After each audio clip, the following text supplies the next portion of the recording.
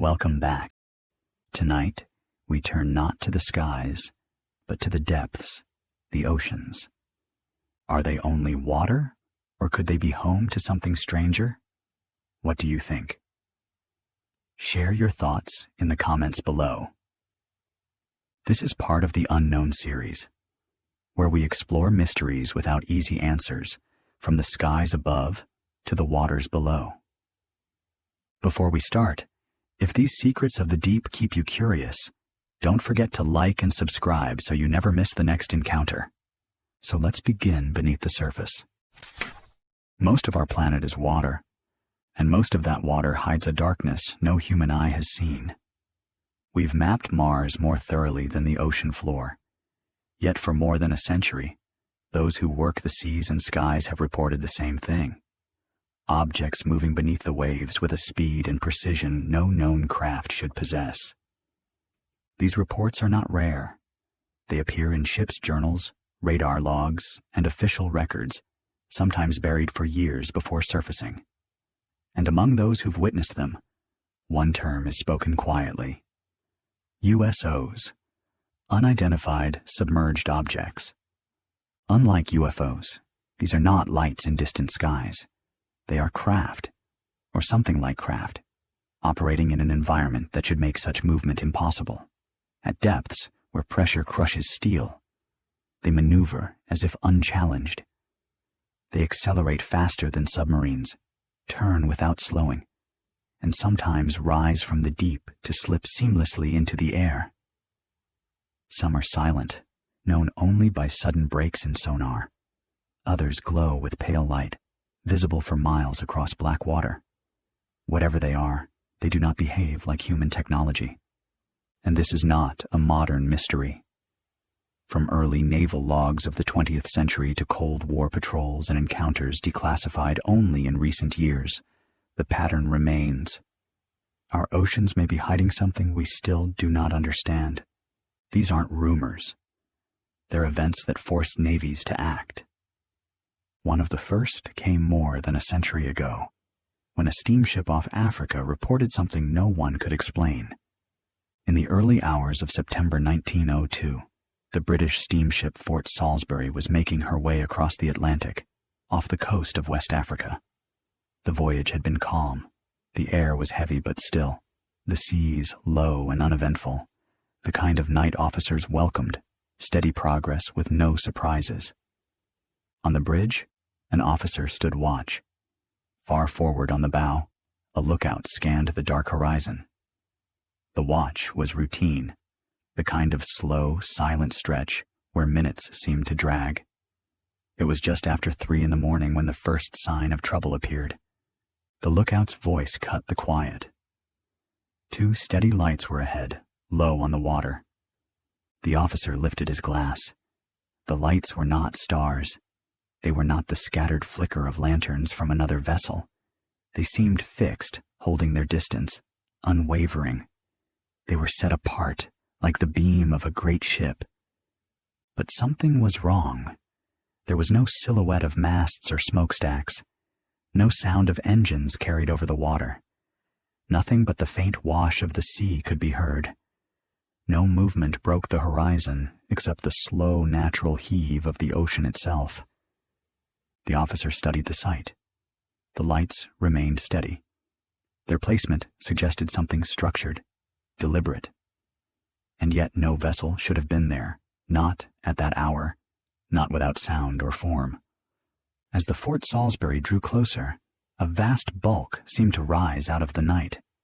Witnesses later described it as darker than the sea itself, a shape too broad and heavy to be mistaken for driftwood or wreckage. The impression was immediate. Something immense was lying ahead, and it occupied the ship's path. Details began to take shape. Some of the men spoke of faint ridges across its back, as though the surface was not smooth but patterned. Others recalled lines that suggested scales, an uneven texture across the mass. A few even thought they saw what looked like fins along its sides. To others, these impressions blurred into one simple conclusion. It was immense, a black body stretched across the water, silent and still.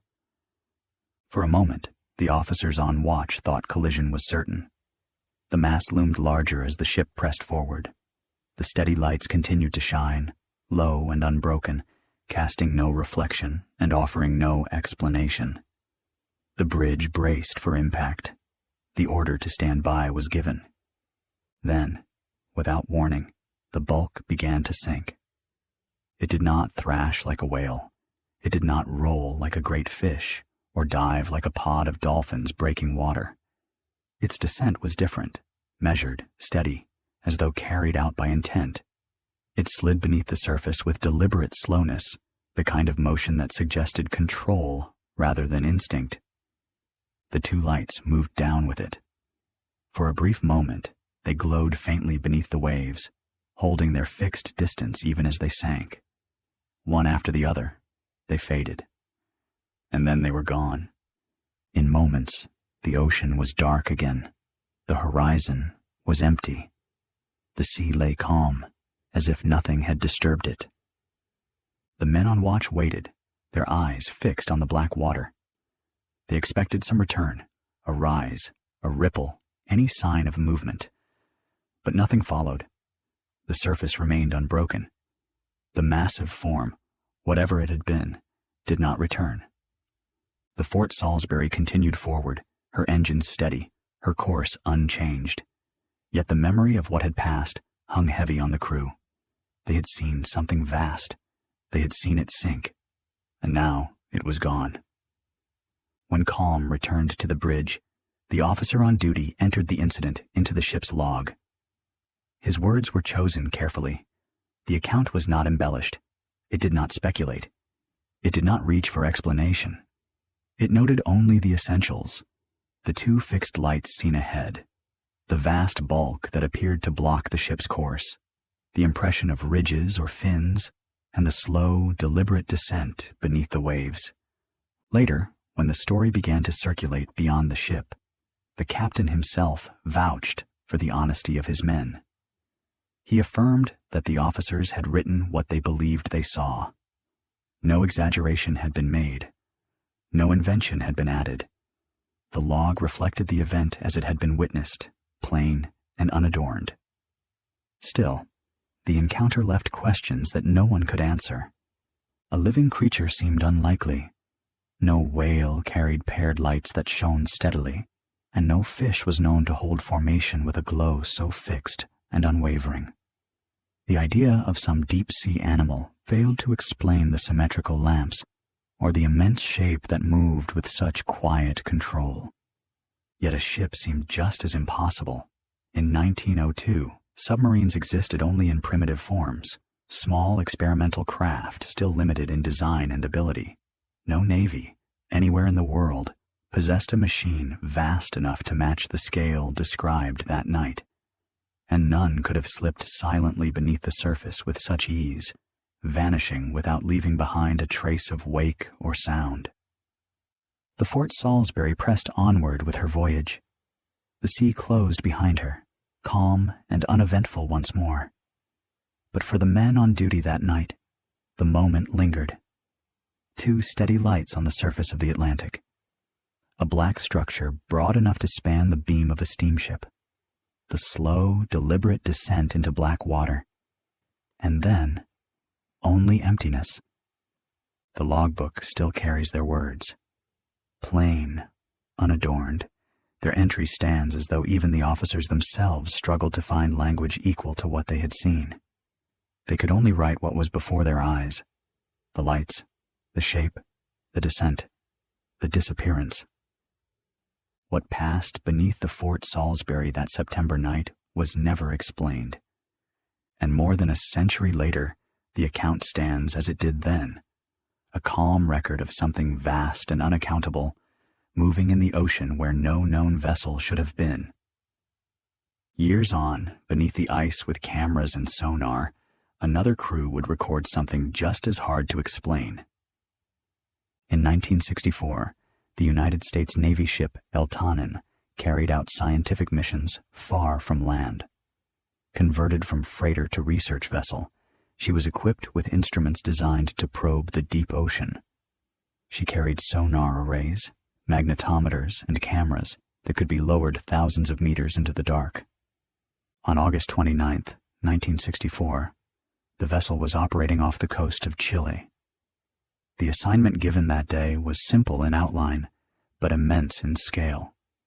The crew was to lower photographic equipment to a depth of more than 2,500 meters and capture images of the seafloor. The work unfolded step by step. Heavy cables were unspooled from the deck, disappearing steadily into the water. The cameras sank slowly into the cold black depths, vanishing from sight as they descended through crushing pressure and endless dark. Hours later, the equipment was retrieved. The reels of film were carried below deck for development, as they had been many times before on similar missions. Most of the frames held nothing unexpected. They showed sediment lying in thick blankets across the seafloor.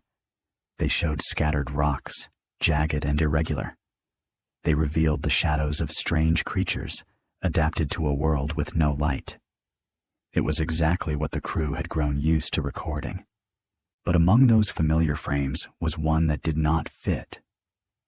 The photograph revealed a structure rising upright from the seabed. It was vertical, not slumped or scattered, but standing straight as though anchored in place. Near the top, it branched outward. The shape was unusually symmetrical. A central stem rose cleanly, and from it extended crosspieces that radiated outward at even angles. The outline called to mind not a natural form, but something built, like the mast of a device deliberately set into the ocean floor. In stark black and white, it carried the look not of accident, not of drift, but of design. The picture was examined closely aboard ship. Those who saw it agreed that it was unlike the scattered coral shapes or sponge forms normally caught on film. This was different. The structure was clear, upright, and solitary in its setting. Its form seemed too precise, too deliberate. It gave the impression that it had been placed there, as though something had been planted in the darkness, waiting. The frame did not remain aboard the vessel. It was passed ashore, then copied and circulated. Eventually, it appeared in newspapers where it was labeled simply as the Eltanin antenna. Readers who saw the strange image stared at its curious form. Against the barren seafloor, the shape looked less like biology and more like technology. The story spread. And with it, the photograph spread too. It became one of the rare times when the mystery of the ocean was captured so directly on film. For the crew of the Eltanin, it was logged and filed like any other sample. To them, it was one image among thousands collected over the course of their work. But for those who examined it later, the picture carried weight. Unlike a fleeting eyewitness account, which lived only in memory, the Eltanin photograph was physical. It was a strip of film. It showed something that had stood on the seabed, 2.5 kilometers down, in a place where no known structure should have been. The photograph raised questions that lingered long after the voyage had ended. What was it that stood on the ocean floor? How could something of such symmetry exist in that crushing environment? And why did it appear so stark, so solitary, so distinct from everything around it? The questions never found firm answers. Decades passed, yet the image retained its grip. It was reprinted in books. It was reproduced in journals. It appeared in reports, always with the same unmistakable outline, the mast-like stem, the evenly spaced crossbars, the suggestion of something that had been placed, not grown. Its mystery never faded, because no duplicate of the structure was ever located. No certain identification was ever given. In the history of unexplained photographs, the Eltanin image stands apart. It was not rumor. It was not imagination. It was the product of equipment lowered into the abyss, recording without bias or intent. The black and white frame spoke on its own, silent and unadorned. Even now, 6 decades later, the photograph endures. It is studied. It is debated. It is shared again and again. Always it carries with it the same sense of unease. The deep ocean guards its secrets well. And in 1964, for one brief moment, it seemed to reveal the outline of one. The Eltanin continued her mission, mapping and surveying the Pacific, her crew moving on to the next task. But the photograph remained. It has endured as one of the sea's most persistent mysteries. A single image of something standing where no known structure should exist. Stark, unexplained, and still waiting for an answer. Soon after, the instruments picked up something stranger still. Not an outline, but the trace of motion itself. In the late 1960s, the United States was expanding its presence in one of the harshest regions on Earth, Antarctica. The effort was called Operation Deep Freeze, a series of missions supporting scientific research and U.S. Navy logistics in the frozen South. At its core, Deep Freeze was about supply runs, construction, and supporting research stations. But it also relied on modern naval equipment, ships fitted with sonar, radar, and instruments to map the sea beneath the ice. It was during one of these missions in 1968 that something unusual occurred. Unlike stories based only on memory, this one began with machines, sonar systems built to record what lay below. What they detected was something that should not have been there. Antarctic waters were unforgiving. Ships moved slowly among drifting ice, their hulls straining against the cold. Even vessels built for endurance faced constant risks, sudden flows, hidden ridges, and unpredictable storms. That year, one ship, accounts differ on whether it was the icebreaker Glacier or one of her support vessels, was assigned to chart a stretch of seabed. Sonar sweeps were run at regular intervals, building up a picture of the terrain below. Most of the time the results were predictable. Slopes, trenches, and jagged rises, all blurred in the grainy texture of sonar printouts. But on one of those passes, the return was different. The sonar screen showed a contact of enormous size. Operators at the console watched as the return lit up larger and clearer than anything they were used to. It was not an iceberg. Ice showed a broken pattern, often jagged and uneven. This was different, solid, broad, and strangely symmetrical. The shape seemed to rise from the seafloor at a depth of more than 2,000 meters. At first, some thought it must be a false return, a quirk of the system. But the signal repeated. Each ping came back the same, a vast object standing where the seabed should have been empty. Some who saw the readings later described them as resembling an artificial structure, its edges too even, its shape too regular. Others thought of a sunken ship, but the scale was far larger than any vessel ever built. The contact stretched across hundreds of meters, with outlines that looked out of place against natural seabed. The operators marked the readings, and the ship's officers were called in. For long minutes the crew stared at the echo holding steady on the screen. Its outline did not move. Then, as suddenly as it had appeared, it vanished. The next sweep came back clean. The seabed was blank again, dark, cold, featureless. The disappearance made little sense. Nothing that size could simply vanish. Icebergs drift, but not at that depth. A geological rise could not move. Yet the echo was gone. Some suggested a fault in the machine, but the operators noted that the system had worked normally before and after the anomaly.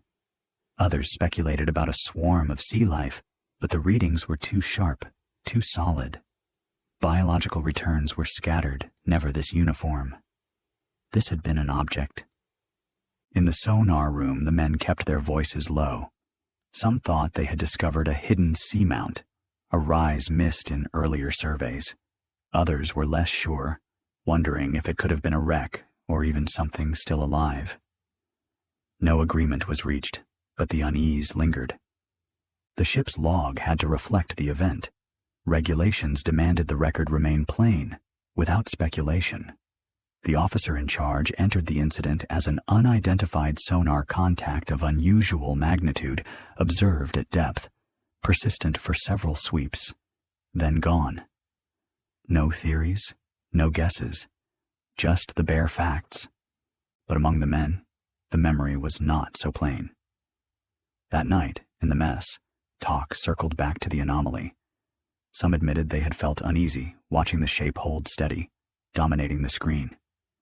Others said its disappearance was worse than its appearance, as if something had pulled back deliberately into the dark. When the ship returned to port, the sonar logs and tapes were sent with the rest of the mission's data. Like much of Operation Deep Freeze, the material went into Navy archives, where it remained. But the men who were there did not forget. In later years, when recalling their time on Antarctic duty, they mentioned storms, ice, and long nights. And always, if the question of strange events arose, they returned to the sonar anomaly of 1968.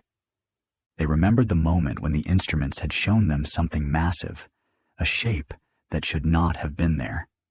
And they remembered just as clearly the moment it was gone, leaving only silence.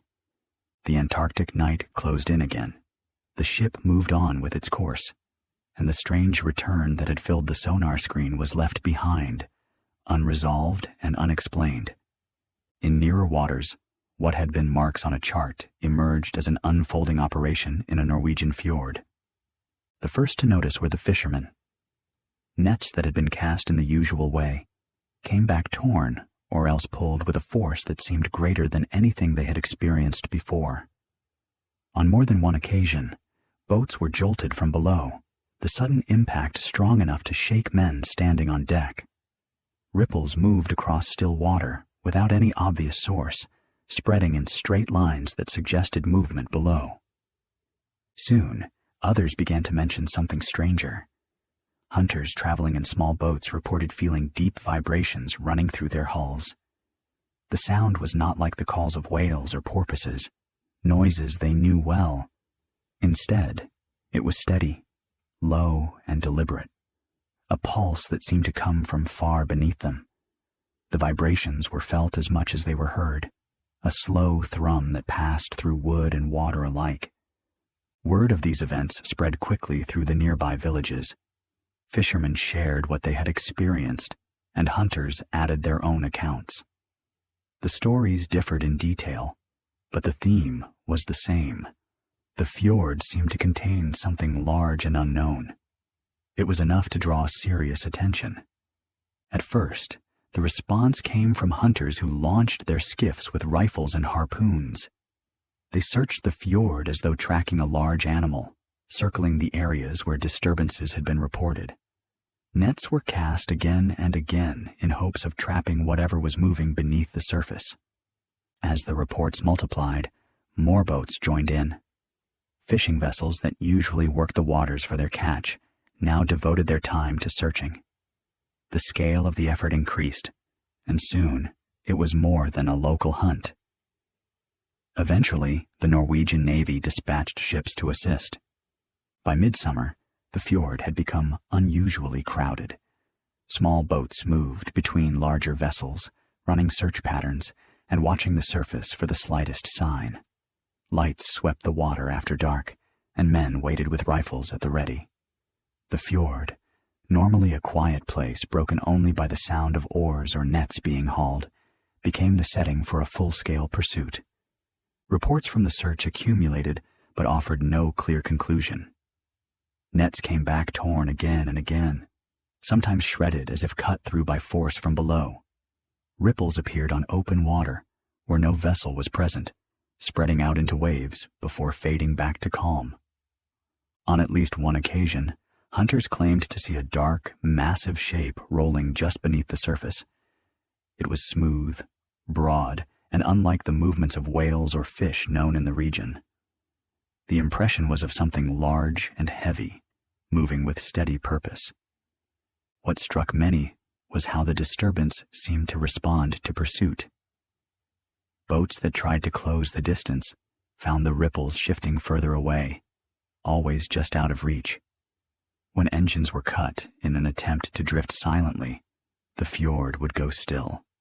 Then, once the men had begun to relax, the water would break again at another point, bubbles rising and wakes forming, as if the presence had moved deliberately. The Navy brought equipment into the search, deploying sonar to track what the eye could not. The steep rock walls of the fjord made returns difficult to read, scattering signals and confusing the operators. Even so, several sonar men reported detecting a large, steady contact.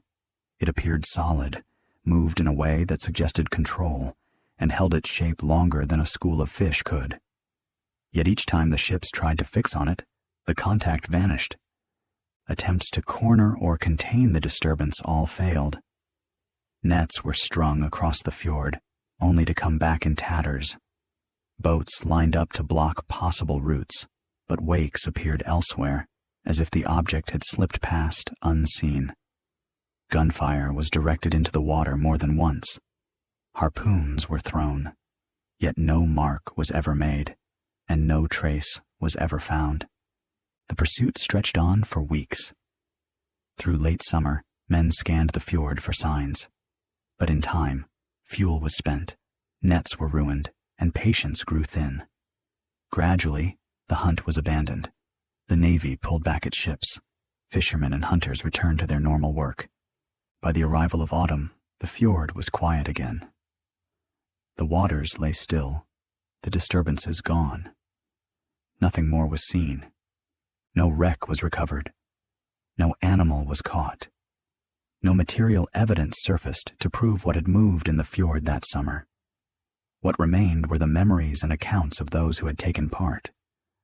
Fishermen spoke of nets pulled with a strength beyond their experience. Hunters repeated their descriptions of a smooth, dark bulk just below the surface. Navy sonar operators recalled contacts too large to dismiss, yet impossible to pin down. Explanations differed. Some were certain it had been a living creature unknown to science. Others argued for the possibility of a submarine trespassing in Norwegian waters, though no government ever confirmed such a presence. In the end, no official answer was given. The event was left unresolved. The fjord returned to its usual rhythm: boats fishing, hunters traveling, and the water calm once more. But for those who had been there, the summer of 1972 stood apart. They remembered the weeks when something vast and unaccounted for had moved beneath the surface, present, pursued, and never caught. Outside the military, the same patterns showed up in quieter places, on riverbanks, fishing grounds, and open seas where the only witnesses were those who make their living on the water. On the evening of October 11th, 1973, 2 men set out to fish along the banks of the Pascagoula River in Mississippi. Charles Hickson, 42, worked at a shipyard. Calvin Parker, 19, was a welder who had only recently joined the job. That night, they brought their rods and a cooler, planning for a quiet few hours by the water. The sun had already dropped. The light was fading. Across the river, marsh grass and trees stood in shadow. The men sat near an abandoned shipyard site, casting lines, speaking little. It was then that Parker noticed a glow moving across the water. At first he thought it might be a boat with lights, but the shape was not right. Hickson looked up. A bright oval object was descending, silent, until it came to rest a short distance above the ground. The men later described it as about 30 feet across, metallic, and lit from within. A blue light washed over them. Before either could move, a hatch opened. From inside came 3 figures. They did not walk so much as glide. Hickson recalled their movement as smooth, deliberate, without the sway of steps. The figures were not like any people he had seen. Each stood about 5 feet tall, with gray, wrinkled skin and long arms. Their heads were featureless except for a single slit where a mouth might be. At the ends of their arms were claw-like appendages. The men tried to run, but the blue light held them. Parker froze. Hickson felt himself lifted from the ground.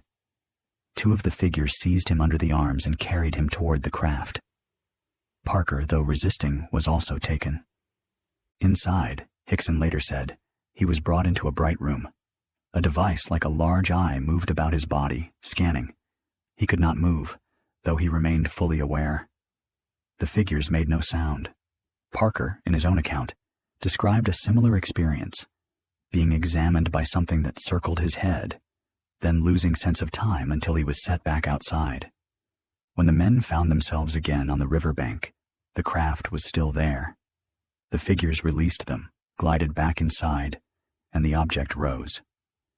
It moved silently upward and vanished into the night. For a long moment, neither man spoke. Hickson was shaken, but collected enough to suggest they report what had happened. Parker was nearly overcome, trembling, and wanted only to go home. Yet Hickson insisted.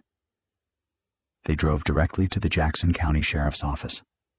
There they told their story to Sheriff Fred Diamond and Captain Glenn Ryder. At first, the deputies doubted what they were hearing, but they listened as the men repeated their account. To test their truthfulness, officers left the pair alone in a room with a hidden recorder. They expected to hear them collude, perhaps fabricate details. Instead, the recording caught only fear. Hickson tried to calm Parker, who said repeatedly he wished he could forget what had happened. Neither spoke as though inventing a tale. The sheriff's office notified other authorities. Within hours, the Coast Guard was made aware, since the location was on navigable waters. Officers from nearby bases interviewed the men. Reports were taken, and both Hickson and Parker gave sworn statements. News of the event spread quickly, but the official concern in the first days was practical, whether something had intruded in controlled airspace or waterways. The Coast Guard sent patrol craft up the Pascagoula River and into adjacent bays, checking for unusual traffic. Nothing was found. In the following days, Hickson and Parker underwent medical checks. Hickson allowed himself to be questioned under hypnosis, repeating the same account of being taken and examined. Parker avoided further sessions, saying the memory was too much for him. The case file at the sheriff's office grew with statements, sketches, and the secret recording. The Coast Guard added its own patrol logs, noting negative results in sweeps of the river. Together, the documents formed one of the most detailed sets of testimony in any civilian encounter up to that time. Weeks later, when asked again, Hickson maintained his account word for word. Parker, though reluctant, confirmed the same sequence. Both said they had no desire for publicity. Hickson explained that his only reason for going to the authorities was the seriousness of what they had seen and endured. No physical trace was ever found on the riverbank. The ground bore no marks of landing. The water carried no unusual residue.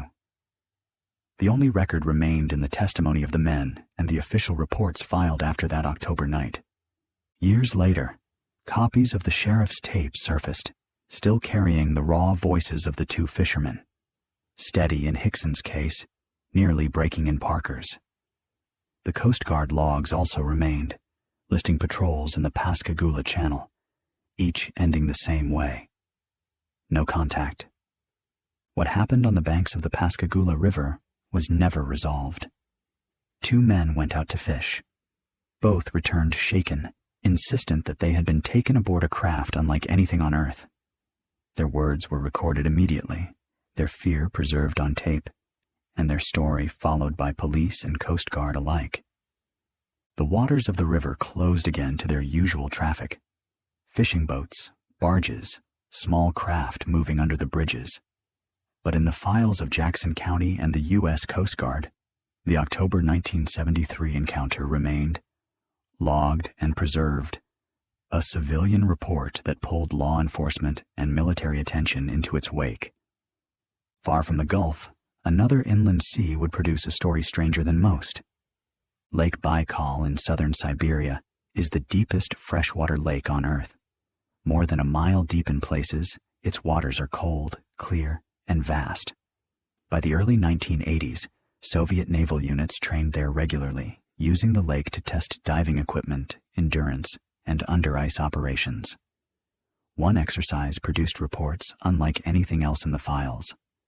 During a routine training dive, several divers descended into Baikal's depths. They were equipped with standard suits, tanks, and communications. Conditions were normal at first. Dim light from above, columns of bubbles, and the rocky slopes dropping into darkness. Then the routine broke.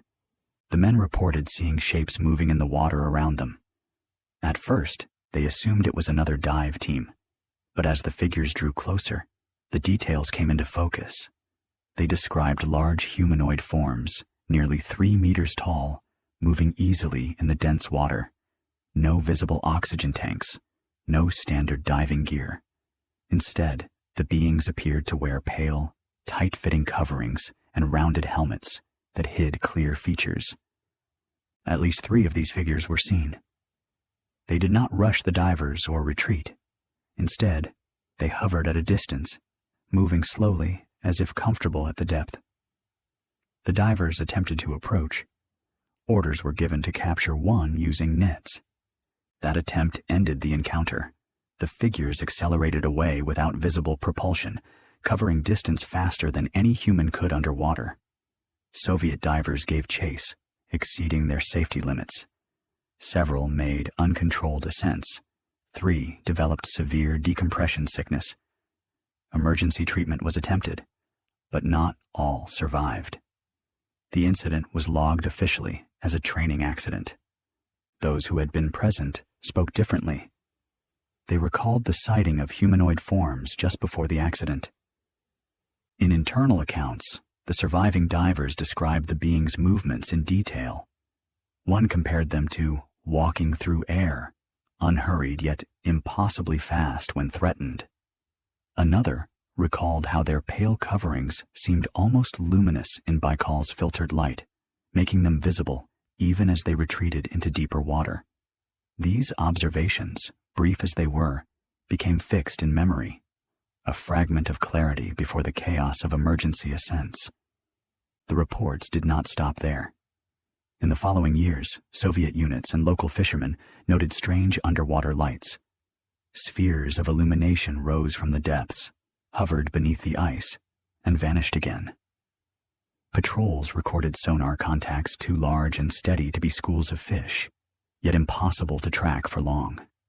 At least one naval patrol boat logged an incident where its sonar operator tracked a solid contact the size of a small submarine.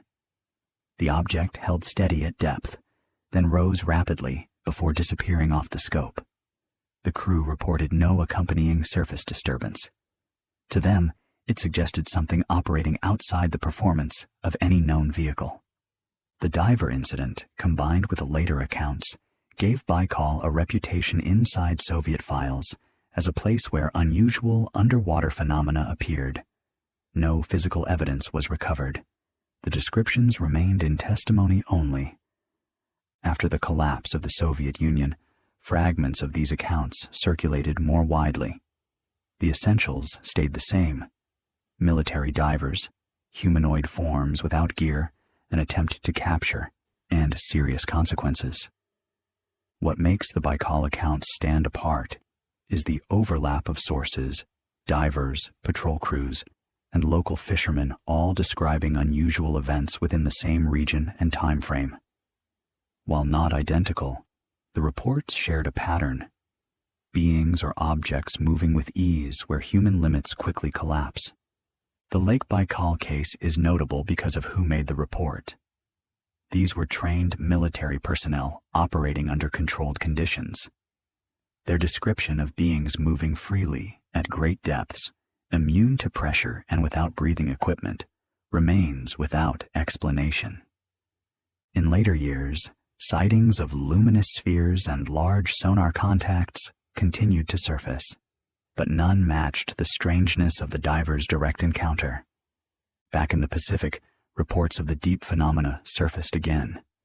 This time, it was not a military training exercise or a coastal hunt, but a working fleet at sea. In 1995, commercial tuna boats operating near the San Juan Seamount roughly 150 miles west of California, described a night that broke the pattern of their routine in a way that remained fixed in memory. The San Juan Seamount is a broad undersea mountain, its summit still far below the surface but shallow enough to attract fish in large numbers. Tuna fleets worked the area for days at a time, setting nets and long lines across the currents.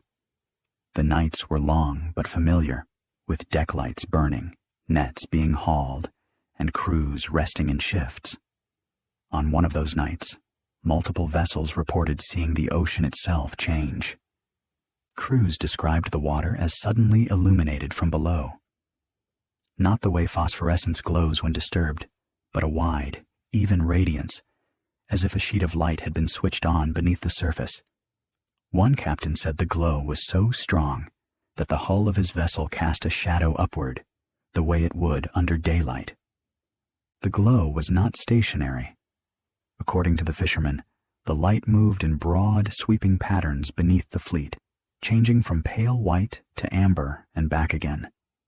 The impression was of something vast, not a single point, but a source that seemed larger than any vessel present. Crews compared it to looking down into a swimming pool at night, with floodlights shining from beneath. Only here, the pool was the Pacific, and the lights stretched across hundreds of meters. Several boats altered course, either to avoid or to follow the glow. Men leaned over the rails, watching as the surface water shifted. Ripples formed even where no boat was moving, spreading outward in circles that suggested an object turning beneath. Nets lowered into the area returned empty, but several crews reported their gear being tugged or fouled as if it had snagged against something solid moving below. Word carried across the fleet by radio. At least half a dozen boats reported the phenomenon that night, logging times and positions. Some described seeing the light rise closer to the surface, bright enough to show the outlines of fish scattering above it. Others said the illumination stretched along the length of the Seamount ridge, as though a source were traveling its crest. When the light moved away, several crews gave chase, following with their engines while watching the glow fade into deeper water. Each time, the radiance diminished gradually until it vanished, leaving the surface dark again. Hours later, it appeared in another sector, again beneath the working fleet. The reports reached shore quickly. The tuna fleet was accustomed to long, difficult trips, but crews also knew the value of logging unusual events. Several captains filed reports not only with their companies, but also with the Coast Guard, noting the incident for safety reasons. The concern was simple. If a submarine or large vessel had been operating that close to their nets, the risk of collision or entanglement was real. Coast Guard review teams logged the positions and confirmed that no U.S. Navy exercise had been scheduled in that region at the time. A few weeks later, patrol craft operating out of California ports reported seeing unusual surface ripples in the same area, though without the luminous displays noted by the fishermen. Nothing further was added to the official record. What makes the San Juan Seamount case notable is the scale of the observation. This was not a single witness at sea, but multiple crews aboard working vessels, men who knew the water and the behavior of light on its surface. Their descriptions were consistent. A massive glow, moving beneath the fleet, large enough to turn the Pacific into what one captain called a glass floor lit from below. No physical trace was left, and no conclusive explanation followed. Some of the men suggested it might have been a military craft using high-powered lights. Others dismissed that idea, pointing out that the illumination was far larger and steadier than anything they had ever seen, and that the Navy had denied operating in the area. In the end, the matter remained unresolved. For those who were there, the night stood apart from all others. Amid the routine of fishing, the Seamount became the stage for something that revealed itself only in light, vast and silent beneath the surface. It was never caught, never identified, but it was witnessed by dozens of men at sea who agreed on one thing. Whatever passed beneath their boats that night was not like anything they had seen before. Back in the Caribbean, the pattern of lights beneath the sea did not fade. After the tuna fleets off California reported vast sheets of illumination, smaller boats working the waters near Puerto Rico gave their own accounts. These were not large commercial vessels, but fishermen in modest craft operating close to shore, who found themselves tracked by something moving with them in the dark. They described nights when the sea suddenly brightened below, not with scattered bioluminescence, but with a single focused glow. The light did not stay still. It shifted course, rising and falling, sometimes circling their boats. One crew reported it pacing them for nearly half an hour, sliding silently beneath the hull before darting ahead. Fishermen later described the sensation not only as light, but as force. As the luminous object paced their boats, they felt shifts in the water itself, sudden surges and slackening pressure that moved the hulls without any visible wake. Nets were tugged sharply, as if caught by currents too fast to follow, forcing some crews to cut their gear free. The effect was described as being pushed and pulled by something vast beneath them, moving with deliberate changes in speed and direction. Word of these encounters reached authorities. At least one group of fishermen contacted the Coast Guard, reporting what they called an unidentified underwater illumination that had followed them offshore. Log entries from Coast Guard stations note the call and describe the reported behavior. A steady glow beneath the surface, no identifiable vessel, and no surface disturbance to suggest propellers. The notation records that patrol response was not possible at the time. These observations were not isolated. Over the following months, fishermen continued to describe bright, maneuvering lights that disturbed fish and fouled nets. The Coast Guard maintained a set of incident logs, noting dates, positions, and basic descriptions. None were classified as threats, but several entries stressed that no U.S. Navy submarines were operating in the area at the times reported. What makes the Puerto Rico accounts notable is the overlap of testimony. Civilian fishermen, accustomed to the sea and to natural luminescence, described lights that behaved like solid, maneuvering objects. Coast Guard patrols working independently logged similar details: mobile beams, fast sonar contacts, and the impression of something large and directed beneath the surface. No retrieval was made, and no official explanation followed. The case remained a sequence of logged sightings that pointed to the same theme. Beneath the Caribbean, just as in northern seas and the Pacific, there were moments when the water itself seemed to conceal objects moving with intent, glimpsed only as light and speed before vanishing again. As the century closed, sharper sensors and tighter reporting ensured that when contacts appeared, they no longer stayed as stories. They became operations. By the late 20th century, stories gave way to records. What had once been memories in logbooks now appeared on sonar screens and in Navy files. One of the first and most striking came in 1963, during anti-submarine exercises off Puerto Rico. The U.S. Navy carrier USS Wasp and its escorts were working a training area roughly 75 miles north of Puerto Rico. The Cold War was at its height, and anti-submarine warfare was a priority. Carrier groups drilled to detect, track, and neutralize hostile subs in the deep Caribbean basin, where the seafloor plunges to extraordinary depths. This time, however, the target was something the Navy had not expected. Reports described the contact as appearing suddenly on sonar during coordinated maneuvers. It did not behave like a known submarine. Instead, it registered speeds far beyond what any hull of that era could achieve. At times, the object was tracked, moving at over 150 knots underwater, a figure more than 3 times faster than the best nuclear submarines then in service. Just as notable was the depth. Operators recorded returns at 27,000 feet below the surface, a zone far beyond the crush depth of even the most advanced submarines. For days, ships in the group tracked the contact. Crews rotated, logs were updated, and sonar screens kept marking the same anomaly, an object moving with apparent control, changing course and speed with precision. Attempts to classify the target yielded nothing that fit naval inventories. No submarine, friendly or hostile, was rated for those depths or velocities. The behavior was consistent enough to form a picture. Sonar operators reported rapid accelerations and sudden decelerations, movements that would have destroyed known craft under the stresses of underwater drag. Yet the signal held steady, as if the contact were unaffected by the medium it moved through. At times, the object seemed to pace the exercise group. At others, it broke away and reappeared at distances no ordinary submarine could have crossed in the time given.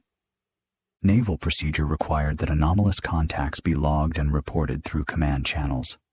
The 1963 Puerto Rico case left a trail of records, training logs, after-action reports, and later, fragments that surfaced in declassified files. The data never pointed to a definitive explanation, but the numbers remained on paper, resistant to dismissal. Depths approaching 27,000 feet and sustained speeds of 150 knots or more left little room for interpretation. Either the records were in error, or the Navy had tracked something that exceeded known technology. Beyond the raw data, the persistence of the contact left an impression on those who worked the sonar screens. Men recalled how their equipment tracked the object as if it were a perfectly stable machine, yet one free of physical limits. The strain of maintaining vigilance over several days etched the anomaly deeper into memory. Each watch officer understood the importance of accuracy. Mistakes in sonar reporting could mean the difference between a real submarine threat and a phantom. Yet no correction or retraction was ever filed. The readings stood as they had been first reported. The case gained attention years later, when declassified fragments confirmed that the Navy had indeed logged the contact. The reports did not assign a conclusion. Instead, they emphasized the performance as beyond known capability. That phrasing, deliberately restrained, yet firm, highlighted the problem. There was no known naval inventory, American or Soviet, that could dive to 27,000 feet and move at aircraft speeds underwater. The Puerto Rico operation is significant because of its duration and scale. Unlike fleeting sightings, this was a sustained event, monitored continuously during a major exercise. It was not a lone fisherman's impression or a single captain's night watch. It was an entire task group, armed with Cold War sonar and under pressure to identify any potential threat. In that context, the anomaly took on weight. It was logged, analyzed, and preserved because it defied the limits of the known. What the Navy tracked remains an open question. Some researchers frame it as an early example of what is now called transmedium behavior, the ability to operate seamlessly between air and water without regard to drag, pressure, or structural stress. The records themselves, however, are blunt. They list speed. They list depth.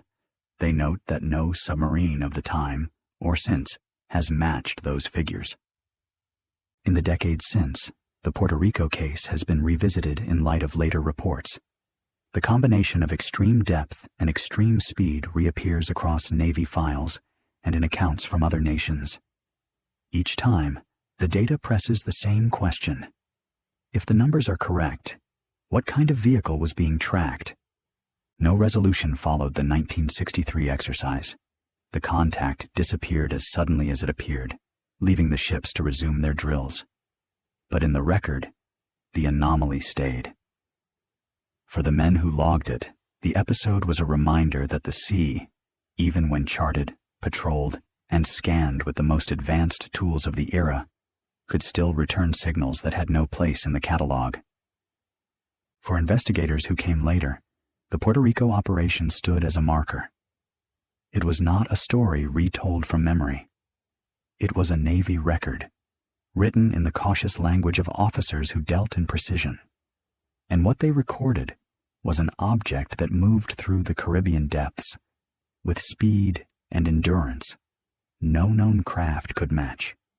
15 years later, the ocean would answer differently, not with a trace on sonar, but with damage no one could easily explain.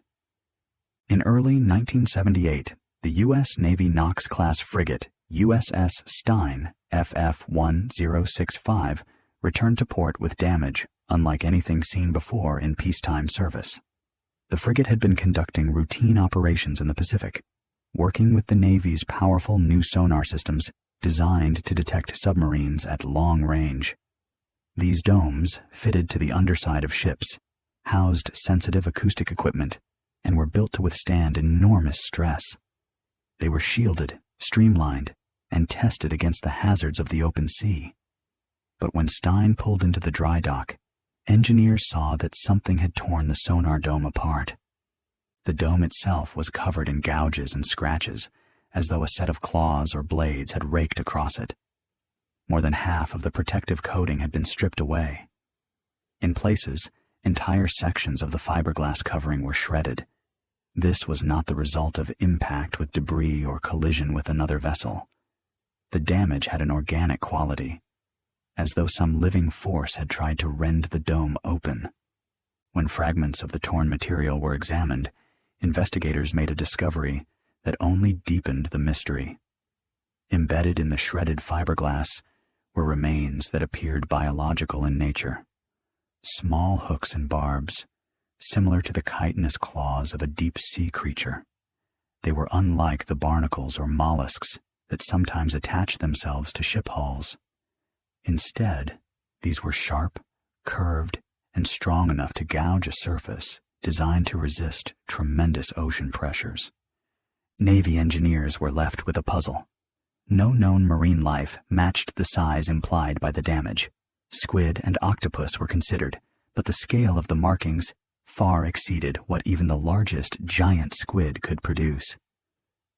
The sonar dome was massive, and the gouges stretched across it in sweeping arcs. To inflict that kind of damage, whatever creature or object had made contact would have needed both great size and immense strength. The official repair logs noted the incident, recording the condition of the dome and the unusual biological traces. But no conclusion was filed. The Navy did not issue a public statement, nor did it claim to have identified the source. Instead, the USS Stein was quietly repaired, its sonar dome rebuilt, and the ship returned to service. For those who later studied the case, the Stein incident stood out because it left physical evidence. Unlike sonar contacts or radar tracks, the damage to the dome could be touched and photographed. Technicians working the repairs saw it directly. They described long tears resembling claw marks, accompanied by remnants that seemed alien to any familiar ocean species. Some researchers pointed to the case as an indirect example of unidentified submerged objects, USOs, interacting with naval hardware. While previous accounts involved sonar anomalies or radar returns, here the evidence was material. Something had not only been present, but had come into physical contact with a Navy ship, violently enough to disable part of its most sensitive equipment. The USS Stein case was quietly filed away, yet it continued to circulate among naval circles and later UFO investigators. The combination of shredded fiberglass, embedded organic remains, and the sheer scale of the incident placed it in a rare category. It was not an anecdote from sailors or a log entry of strange speeds. It was torn equipment, hauled into a dry dock, examined by engineers, and noted in official maintenance reports. In retrospect, the 1978 Stein damage fits a larger pattern. Across the decades, naval forces have encountered objects, sometimes visual, sometimes acoustic, and sometimes physical, that defy ordinary classification. What made the Stein remarkable was its tangibility. Unlike fleeting tracks, it could not be dismissed as a false reading or atmospheric quirk. The dome was torn, and the hooks lodged in it were real. The case remains unresolved. No marine biologist has identified a creature capable of producing the scale of damage recorded. No naval engineer has offered a conventional explanation that fits both the markings and the embedded material. What happened beneath the waves in 1978 remains a mystery. For the Navy, the tracks remained unresolved, another unsolved entry in the log. They hinted at an object able to cross boundaries between mediums, slipping from sea to sky in ways no vessel was built to match. That hint would not fade. In the decade that followed, aviators would see it with their own eyes. Off the coast of California in November 2004, the U.S. Navy carrier USS Nimitz and its strike group were running routine exercises when their radar screens began showing contacts that should not have been there. For several days, the cruiser USS Princeton tracked objects at extreme altitudes, 60,000 feet, dropping suddenly to near sea level, hovering, and then climbing back into the sky. These movements did not match any known aircraft or missile profile. The operators on Princeton were accustomed to clutter, glitches, and false returns. But the contacts did not behave like noise. They held to coherent paths, appeared in consistent locations, and repeated their movements over multiple days. This ruled out chance or equipment error. For the Navy, the objects demanded attention. The Pacific was busy with test flights, commercial traffic, and foreign surveillance, but nothing in known inventories could account for the maneuvers being logged. On the 14th, fighters were launched to investigate. Commander David Fravor and his wingman, flying FA-18 Super Hornets, were directed toward one of the descending objects. What they found was not another aircraft, but a disturbance in the ocean below, as though something large was submerged just beneath the surface. Above that patch of water hovered a white, oblong craft. Smooth and featureless, it was about the size of a fighter jet, but had no wings, no exhaust, and no visible means of flight. The scene was striking for its clarity. The sky was clear, visibility was excellent, and both pilots could observe the object without interference. Fravor described its motion as playful, but decisive, as if it were aware of their presence and responding directly to it.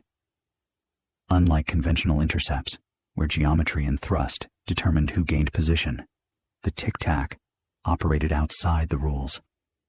It ignored the physics that govern jet combat. Fravor banked toward it. The object reacted immediately, turning to face his jet. Each time he tried to close distance, it mirrored his movements, then darted away with acceleration beyond anything his aircraft could match. In an instant, it disappeared, only to reappear on radar 60 miles away at the precise rendezvous point where the strike group's fighters had been ordered to regroup. It had traveled the distance in seconds. Back aboard the ships, radar operators watched in disbelief. The systems that had tracked bombers, cruise missiles, and satellites for years were now marking a target that leapt across distances no propulsion could explain. The contact was not sporadic. It was repeatable, traceable, and synchronized with the flight paths of the Navy's own aircraft. That made it impossible to ignore. Follow-on flights recorded the objects on targeting pods. The infrared footage, later known as Flare 1, Gimbal, and Go Fast, showed the same smooth, wingless forms rotating, hovering, and accelerating at impossible speeds. Pilots struggled to lock weapon systems onto the targets. The objects had no heat signature consistent with engines, yet they maneuvered effortlessly against strong winds. For the aviators, the sensor data confirmed what their eyes had already seen. The Tic-Tac had no tail, no rotor, no intake, no wings, and no plume. It flew with none of the scars of propulsion that every aircraft leaves behind. Instead, it slipped through the sky as though inertia and drag were irrelevant.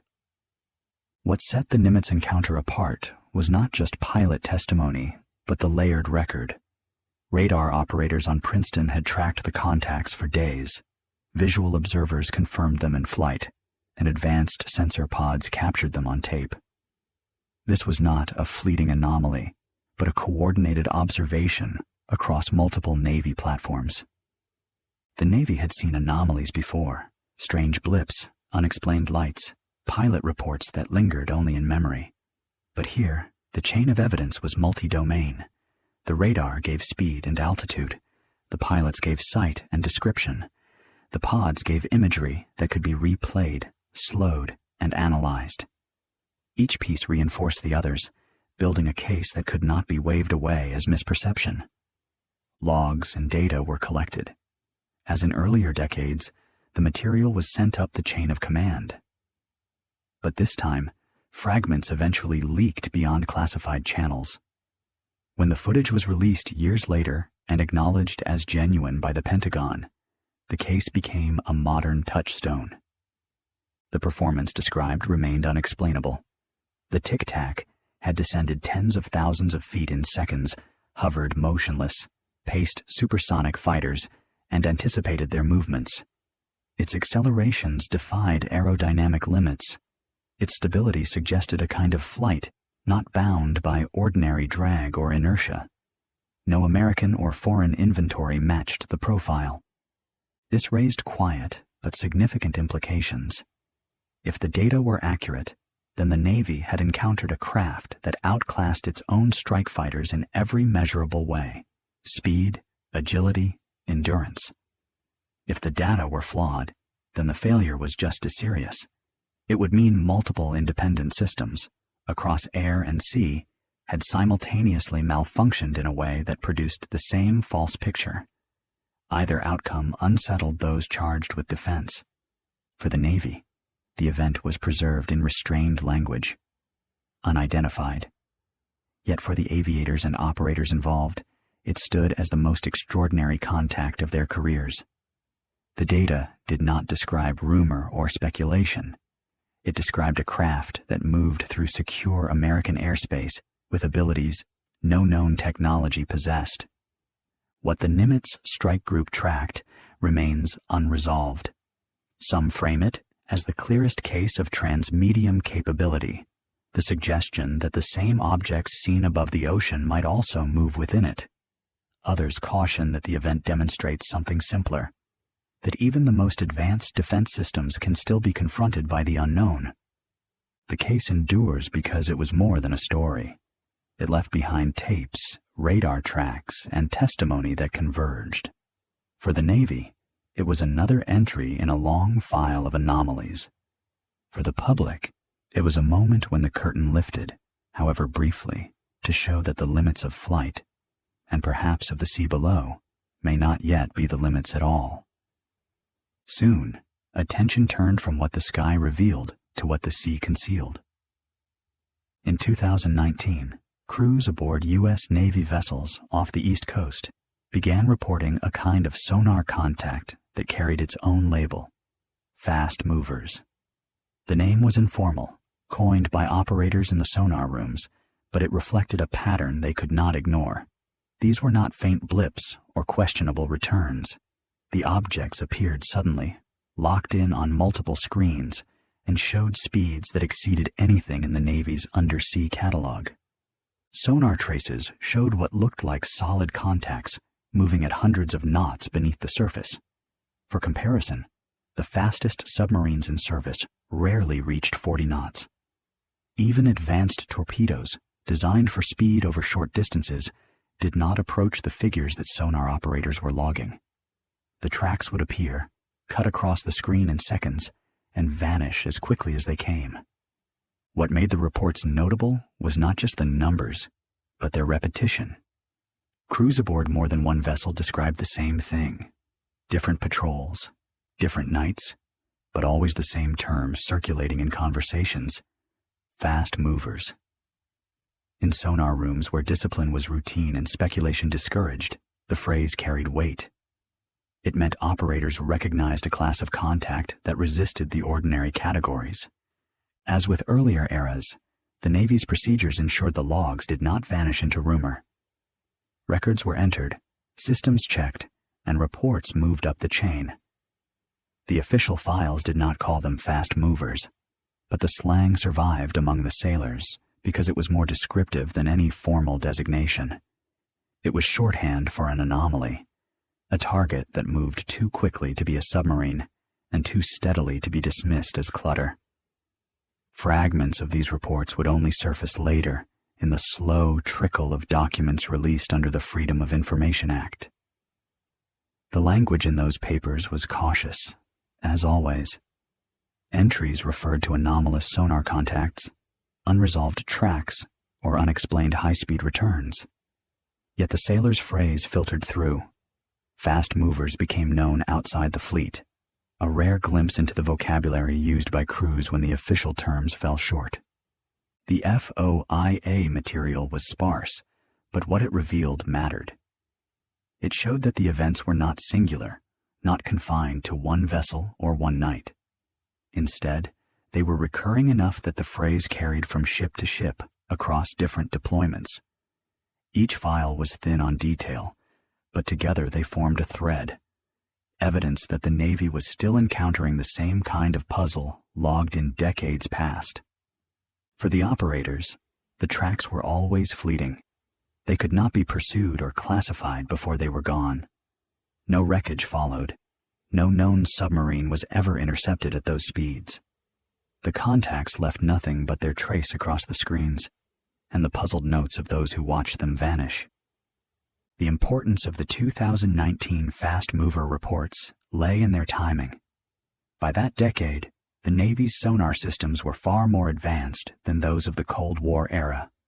Sensitivity, fidelity, and calibration had improved to the point where false readings were less common, not more. And yet, even with cutting-edge arrays, operators were still watching returns that behaved in ways no technology was supposed to. For investigators, that sharpened the problem. If advanced equipment was still logging speeds far beyond submarines, then dismissing the contacts as error became harder. Either the sensors were malfunctioning across multiple ships in similar ways, or there was something real under the water, moving faster than naval doctrine allowed. The East Coast sightings remained unresolved. They were brief, elusive, and impossible to tie to any confirmed vehicle. But in the quiet of sonar rooms, they stood as a reminder. Even in an age of precision sensors and constant surveillance, the ocean still returned signals that resisted classification. The sailors called them fast movers because that was the only description that fit.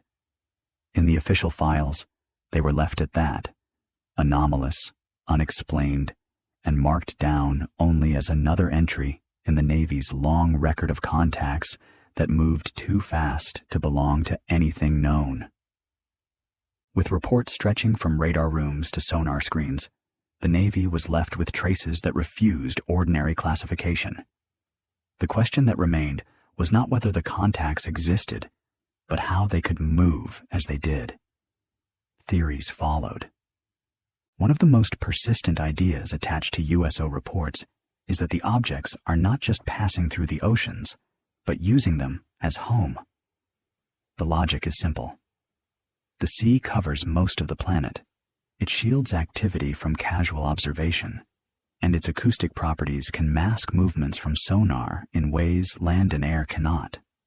Where the sky is open to satellites, the ocean's depths remain far harder to surveil. The hypothesis places hidden sites in the places humans rarely go: the trench systems of the Pacific, the ridges of the Atlantic, the caves along rugged coasts, and under the ice caps. The Mariana Trench, with depths greater than Everest's height, has long been suggested as an obvious location. In the north, the Norwegian Trench and Arctic seabed corridors have generated similar speculation after repeated contacts logged in the Cold War era. Even the deep Caribbean, where clusters of sightings have been recorded from Puerto Rico through the Bahamas, is named as a candidate. In each case, the geography offers concealment, and repeated accounts of lights rising or vanishing near these same regions fuel the idea further. Some of the strongest fuel for the theory comes from under-ice anomalies. During both US and Soviet patrols, sonar operators reported returns that seemed to travel beneath the polar caps, moving with speeds no submarine could achieve. If the objects could transition between sea and air as the Nimitz and later encounters suggest, then basing beneath ice would offer both cover and access to multiple theaters. Literal caves along volcanic islands or continental shelves are another option, especially in areas where fishing crews have described objects slipping into cliffside waters with no sign of emergence. But all of this remains circumstantial. No survey has uncovered the infrastructure of a base. No probe has filmed hangar-like structures at depth. What exists are patterns, clusters of reports near trenches, anomalies beneath ice, and sonar tracks in the same corridors across decades. For advocates, the patterns suggest more than coincidence. For cautious analysts, they mark zones where ocean currents, acoustics, and human observation overlap to create fertile ground for interpretation. The hidden base theory survives because it aligns with the data. Objects appear, vanish, and sometimes reappear in corridors that would make sense for concealment. Yet without physical proof, it remains conditional, a reminder of how much of the ocean is still unobserved, and how easily it could hide what surface eyes cannot. And if the oceans themselves conceal nothing more than corridors, the burden shifts to the craft. The repeated accounts of sudden ascents, abrupt stops, and seamless transitions between sea and air suggest not only hidden places of origin, but machines designed to treat the boundary between water and sky as irrelevant. From that perspective, the focus moves naturally from bases to the vehicles themselves. If hidden bases explain where unidentified objects might reside, transmedium propulsion addresses how they move. The term implies more than speed. It suggests mastery of the boundary itself. To shift from water to air without pause requires control over two very different fluids, one dense and resistant, the other thin and turbulent. Yet reports describe craft that cross this interface seamlessly, with no turbulence, splash, or shockwave. Traditional submarines are shaped to minimize drag underwater, while aircraft are shaped to manage airflow. These designs are mutually exclusive. Yet the so-called transmedium craft appear to ignore such constraints. They show no control surfaces, no propellers, no exhaust.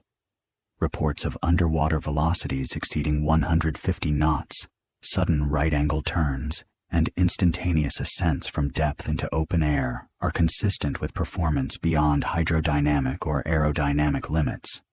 The numbers matter because they break models. Even experimental torpedoes that use supercavitation, forming bubbles around their hulls, are unstable at high speed and lack maneuverability. By contrast, USO accounts describe objects that not only outrun the fastest submarines, but also pivot, hover, and climb at will. Grounded explanations remain speculative. Some engineers speak of field effects that could reduce drag by altering fluid density around a craft, or of coupling mechanisms that control pressure gradients at the surface boundary. But these remain ideas, not claims. What persists is the pattern. Observations across decades that suggest vehicles treating sea and sky as a single, continuous medium. If transmedium propulsion suggests technology beyond current engineering, the natural counterpoint is to look inward. Could these craft belong to us? Military history is filled with projects kept classified for decades, from stealth aircraft to undersea drones. What is experimental today can be operational tomorrow, often without the public knowing until long after. For some, the simplest explanation is not visitors or unknown physics, but hidden programs operating under deep secrecy. The timeline invites the question. Many USO encounters coincide with periods of heavy naval testing. The Cold War produced fleets of submarines and surveillance systems few outside military circles knew existed. Even today, the Pentagon acknowledges that hypersonic programs, drone swarms, and undersea prototypes are pursued under classification.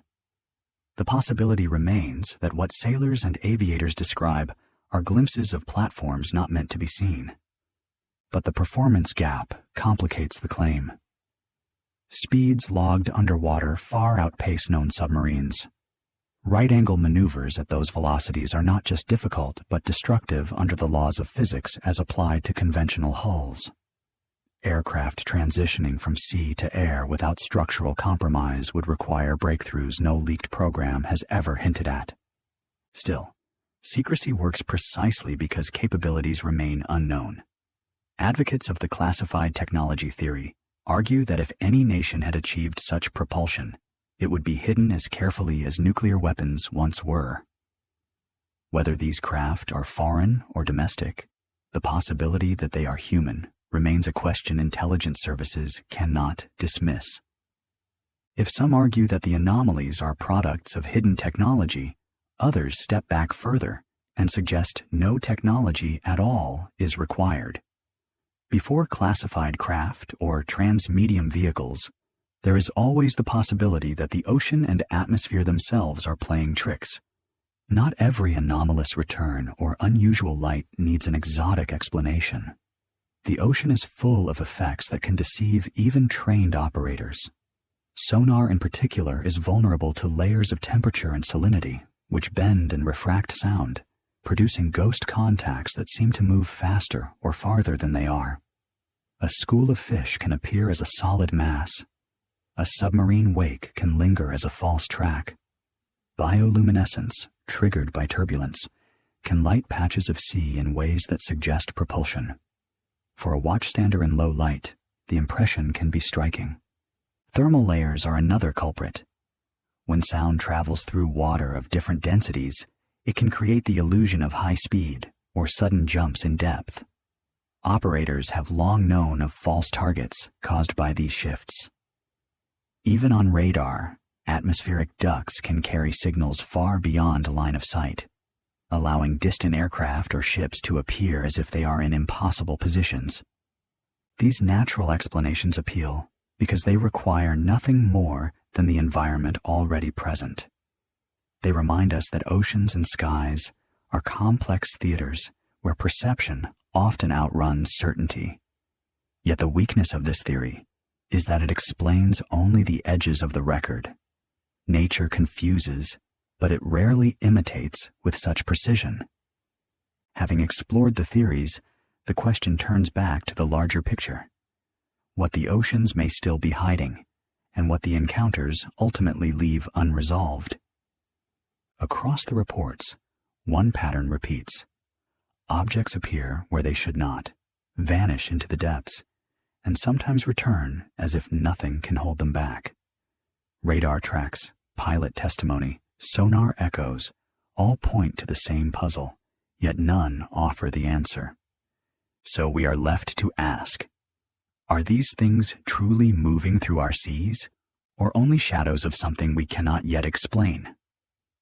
The ocean holds the advantage. It covers most of our world, hiding more than it reveals. Its trenches drop deeper than our machines can follow. Its ice conceals corridors untouched by light, and its silence masks whatever may pass below. What has been seen may be only a glimpse, a ripple on the surface of something larger. Until more is known, the sea remains both shield and stage. Mysteries move unseen. Truth waits in the dark water. And the ocean, as always, keeps its secrets. Thank you for drifting with us into the deep. The oceans hide what the skies reveal. UFOs above, USOs below. Are they connected? Or are we only glimpsing part of something larger? Share your thoughts in the comments. We always love to read them. If you'd like more quiet journeys into the unknown, don't forget to like and subscribe so the next story finds you in the stillness of night. Until then, rest gently